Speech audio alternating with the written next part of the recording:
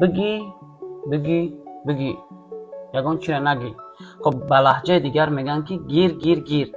در زبان تاجیکی خودمان یک ساختار است که وقتی یگان کار میگن دوام دادن گیر، که دوام دادن بگی.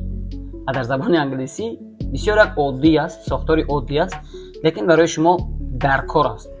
خب برای این ما میگیریم فعل کیپ، نگاه داشتن یک کیپ، و بعد کیپ شما میگیرین فعل اساسی پلوس ing. مثال گپ زدن بگیر، keep speaking. speak این فعل اساسی است. keep coming آمدن بگیر. خب کوشش کردن بگیر، keep trying. بسیار ساختاری عجایب عادی است و در کاری است. پروستو خب keep و فعل اساسی ing. خب یک جمله میگم در کامنتر ترجمه کنید.